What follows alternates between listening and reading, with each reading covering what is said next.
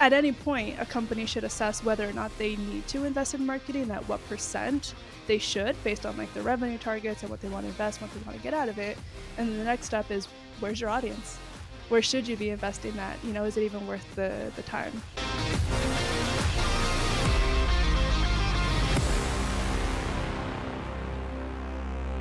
Welcome back to Digital Dominance.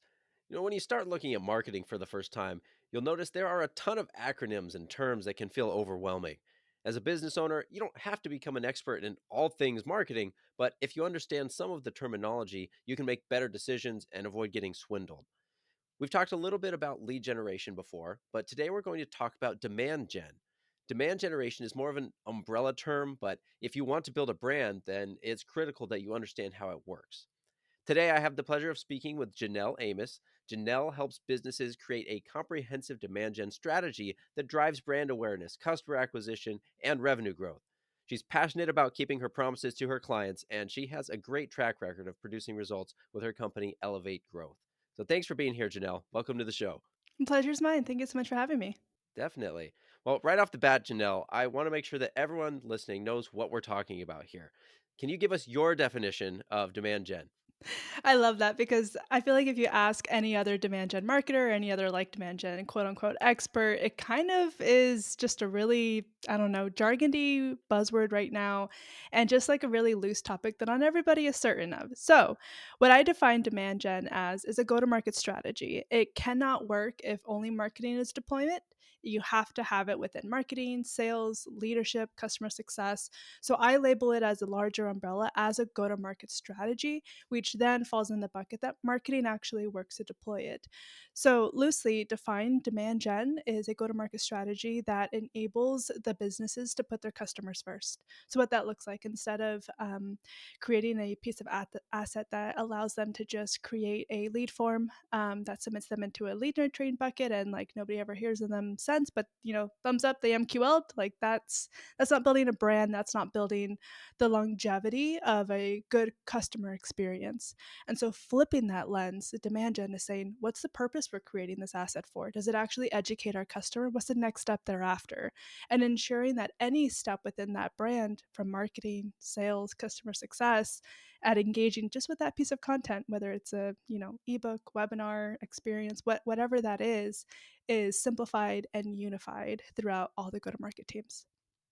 That was a very concise and clear definition, so thank you for that. And I did catch another acronym in there. And MQL is a marketing qualified lead. There's different types of leads. We've talked about that before, but if it's qualified from a marketing perspective, that's one step in the process in the pipeline before it gets handed off, to the next step. So um, I mentioned we've talked about lead gen before. So obviously, with demand gen being that kind of bigger scope and strategy, lead gen can be a piece of that strategy, right? Generating leads. So how do you distinguish, or where does lead gen fit in underneath a demand gen strategy? Yeah, it fits in at the point where essentially you generate a lead. Like what that lead definition is, or like how you want to go about the handoff with sales, like all of those, everybody's going to have a different opinion on. My 2 cents is that you have the initial like brand awareness stage. Nobody has ever heard of your brand. They may or may not know that they have a need or know that your product or your service identifies that need. And then they have the next step of educating themselves. Like, oh man, I got a cold. I need to go to the doctor. Let me find a doctor near me.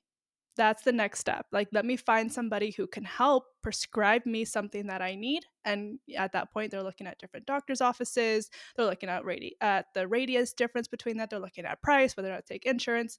Same if we flip it on over to a service business. Same if we flip it on over to a SaaS business. Everybody's going to go through that next stage. They're going to read your articles. They're going to look at the reviews. They're going to do the online digital presence. And from there, they're going to take the next steps to call and make an appointment with the doctor, or they're going to do a book a demo form, and that's going to be the indicator that they're interested in talking to somebody. So at some point, that capture needs to happen, right? So however people want to define that as, some people say, oh, that's lead gen. Some people say that's demand capture. Other people have different like jargon and buzzwords in the industry. So you have the brand awareness, right? And the kind of like the product need fit. And then you have that actual like capture of the exchange between the person that you're trying to go after from a business standpoint and the business collecting the information from a person standpoint. Thereafter, then you have the actual experience and the journey. If I walk into that doctor's office, what does the office look like? Is it dirty? Is it clean? Is there TV? Is there music? Is there toys? You know, like it just that's all the same experience. Same as if we flip it to a service or a SaaS model. If I'm having that very first phone call with an individual that does not absolutely understand anything about what they're selling or about me as being like the target persona, it leaves more of a sour taste.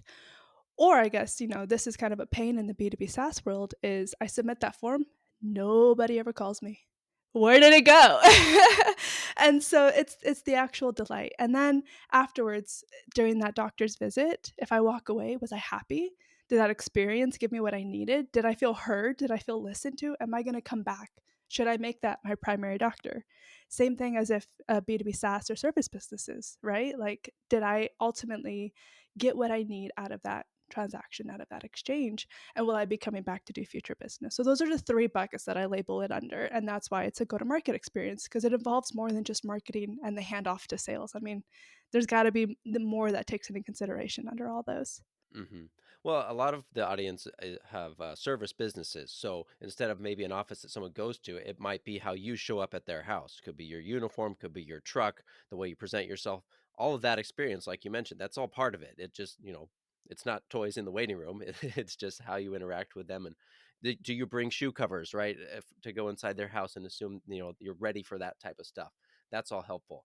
And I also wanted to point out that as we talk about this, we're talking about marketing and sales as different roles because they are, but for a small business, you might be doing the marketing and sales yourself right now, if you don't have a big team yet. But it's helpful to think about it in these different roles because that will allow you to focus on what you need to do in that particular role at that time. So if you're talking to someone on day one, don't be trying to close them yet. You need to be maybe teaching them more about your service or, getting more information from them and progress as you go. And that way, when you do get to the point of having a team, you know exactly what you're handing off and you understand it a lot better. Absolutely. So that brings me to the next question. Does everyone need demand gen? And if not, at what point should a company start looking into it? The straight answer is no. There's tons of people who have built businesses off of just word of mouth. Or, for example, if you move to a new area and all of the roofing constructions are older folks, they're looking to retire, they've kind of done it all. Nobody is right now in market offering to repair roofs. And so, if you come in and you find that radius, like, I probably don't think you need demand gen too much because word of mouth will spread really, really quickly. You don't even need marketing, you need to invest in it. If at some point you exhaust that radius, yeah, let's talk about either expanding your radius, let's talk about adding a new service. But does that mean that's demand gen? No, that's business building. So I think at any point, a company should assess whether or not they need to invest in marketing and at what percent they should based on like their revenue targets and what they want to invest, what they want to get out of it. And then the next step is where's your audience? Where should you be investing that? Is it even worth the time? So, Yeah, so you need to understand, just because that company's doing it doesn't mean I have to go do it. You need to know, all right, I'm good with the amount of leads I have. I don't need to expand the company. You know, this is good.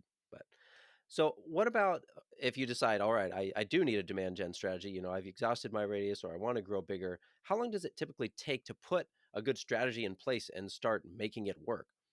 normally, and this is just based on my client experience. So I've been three-time head of demand gen in-house at B2B SaaS companies, and I've been running my own consulting firm for the last 3 years. So based on the collective, like 13 companies that I've helped successfully do this, the average time is about like a 4 to 6 week between strategy. Like I need to get underneath the hood of your systems. We need to figure out what we're working with. We have to identify what the company goals are, how we're going to measure success, look at the tech stack that we have to work with, and see if that's even enabled to allow us to scale before we just open some of the floodgates. Like, do we have anything that catches the fish, And so doing kind of that foundational work first. So about 4 to 6 weeks to really like do a lay of the land and tee up a lot of the items. From there on after, you could get live probably within the end of those 6 weeks with like at least an initial campaign or two. Marketing will always be a test, learn, and iterate from 6 weeks on into 20 years in. The market's always changing, your audience will always be changing, there's always new social media channels that you need to keep up with, like, it's never gonna be a one and done. But in terms of, like, how quickly it is to get started, assuming you partner with somebody, who's done it before or can help you if you don't have that experience, my expectation would be about 4 to 6 weeks from the initial strategy and then, just a partnership and iteration thereafter. Yeah, that's actually a little faster than I was expecting. So that's good to know that it can be up and running pretty quickly if someone knows what they're doing. So then the next natural question is, uh, if you want to measurably reduce your marketing costs or measure how effective this is, what does that look like after the 6 weeks are up? You go live and you're like, okay, how do I determine is this working? How much am I spending on it and all that? Yeah, that gets a lot more granular. So in the 6 weeks, we get the strategy and maybe 1 or 2 campaigns. In order to really call something as like an efficient marketing engine, I would say that's 6 months, 9 months, maybe even a whole year, depending on sales cycles, how long it takes, how long customers actually stay with you, how much you want to grow, what you're putting in from a budget standpoint, and yada yada. So there's a lot of factors that come into that. But afterwards, once we go live, what I like to do is identify the specific metrics per channel. Because everything it needs to have its own way of identifying success. Otherwise, one, we're going to lose sight of why we did it in the first place, and we're going to be upset with the results because there was no conversation of what we were expecting out of it. So, to set that expectation clear from the jump, we have to know what that hypothesis is and what we're going to determine a success or a failure.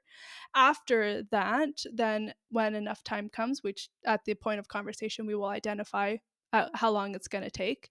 If at that point we make any type of learnings or key iterations, we will then identify the next step of that phase two of a hypothesis, right? So then at some point we look back and we say, okay, we've given this 3 months or, for business jargon, like 1 quarter. What does that look like in terms of what our expectation was from the jump? And what does that look like in terms of ROIs and dollars exchanged?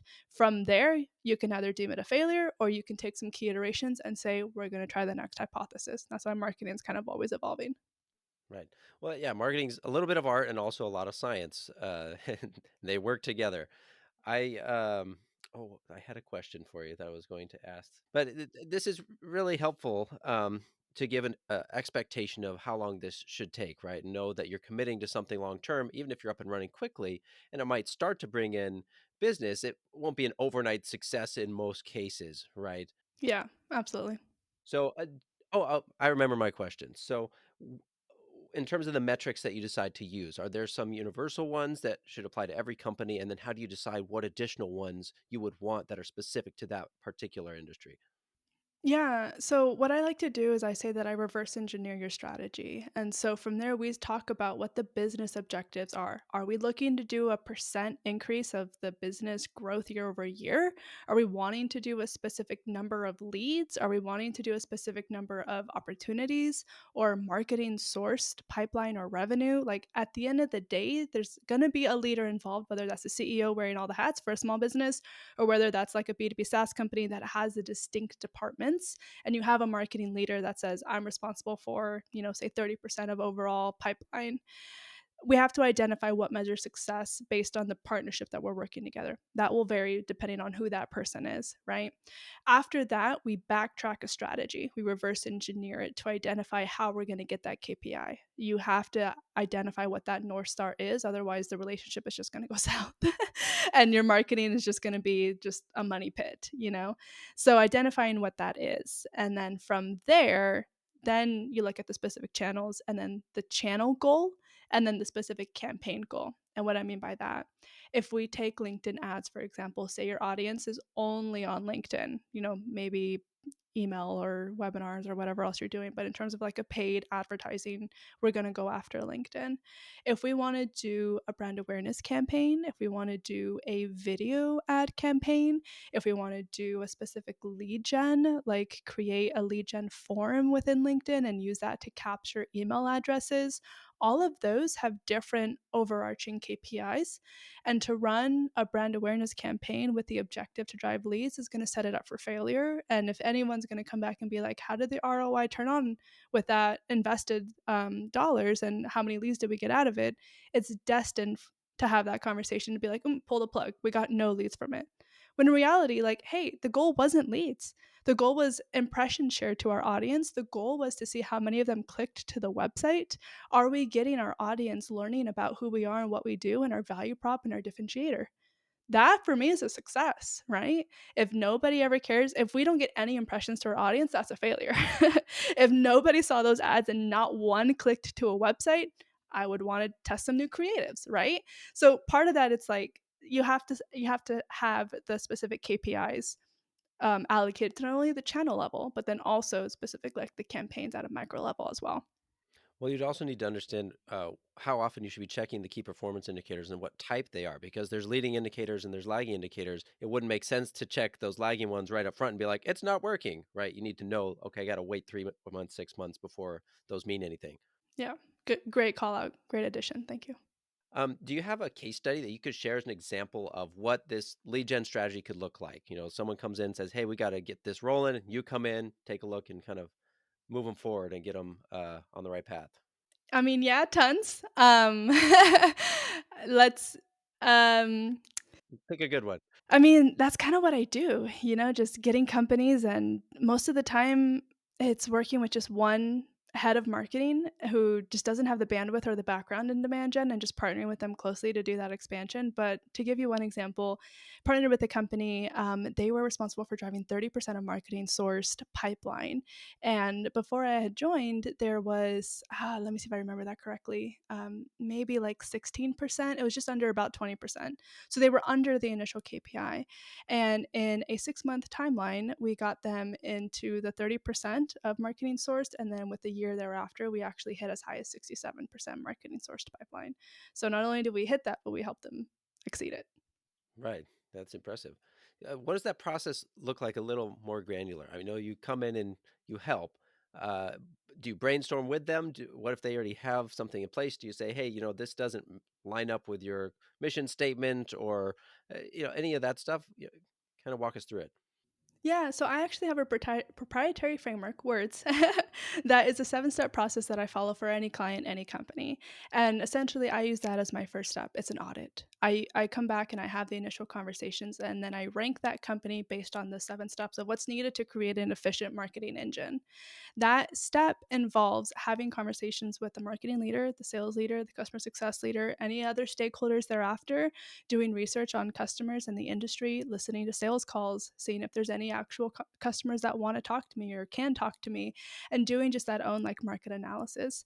That audit ranks them both based on the level of investment that's needed as well as the priority for impact. So if you have low investment and high priority, that's a really quick win. We should be doing that like ASAP. So that framework process takes about like 3 to 4 weeks or so, depending on calendars and everything. And then after that, that's the roadmap for us to build. That's like, okay, this is what we need to put. We put our hats on, we roll up our sleeves, and we start just like cranking that out to get them that engine. But it starts with just having the conversations and doing the research and understanding their personas, and then mapping that over to their North Star. And that calls out, hey, you're doing this, but that's actually entirely inefficient. Maybe your audience is on LinkedIn, but you're doing the complete wrong strategy based on X, Y, and Z. So it comes with those specific findings in terms of ways to pivot. And candidly, I'll just like kind of throw out the shameless plug.